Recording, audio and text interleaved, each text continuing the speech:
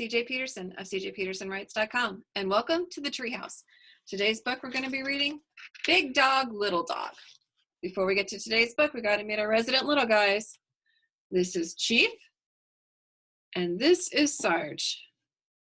Now, both love climbing trees. Both love tons of adventures. Sometimes they're adventures they kind of make up and have fun in their own imagination. Do you guys do that?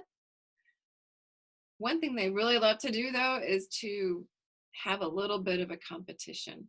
See, Chief is the oldest. He's always been bigger than Sarge. But sometimes Sarge does stuff a lot faster than Chief. Just because they're a different size doesn't mean that one is better than the other. Just one may be better at one thing and one may be better at another. But you put them together and you've got a powerful pair. Chief and Sarge's real life adventures can be found on my website under the tab Chief and Sarge. You can also see all the different people that they've met along their way on their adventures. If you happen to see us taking adventures, go ahead and ask to have your picture taken with them as well. And you may be the next person that shows up on our site. In the meantime, let's read Big Dog, Little Dog.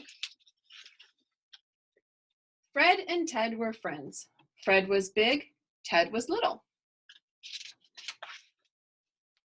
Fred always had money, Ted never had money.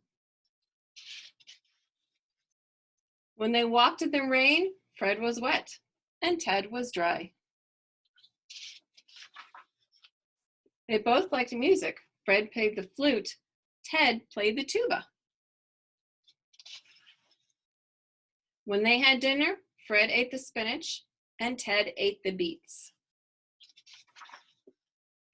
When they painted the house, Fred used green paint and Ted used red. One day, Fred and Ted went away in their cars. Fred went in his green car, Ted went in his red car. Fred drove his car slowly. Ted drove his car fast. They came to a sign. Which way should we go? Asked Fred. To the mountains? Asked Ted. They could go to the mall, the zoo, the beach, the mountains, or Pittsburgh.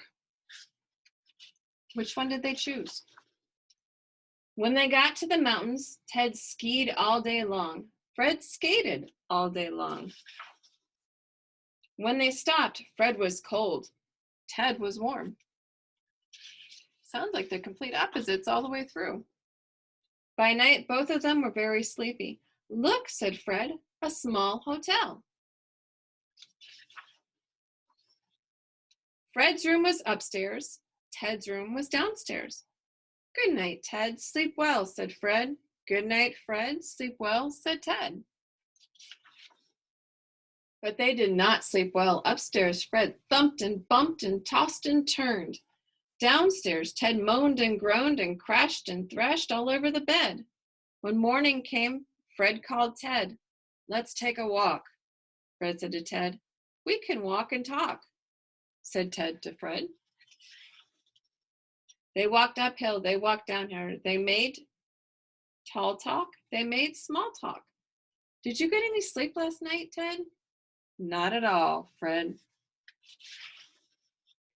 My bed is too little. My bed is too big. Oh, I see a solution, do you?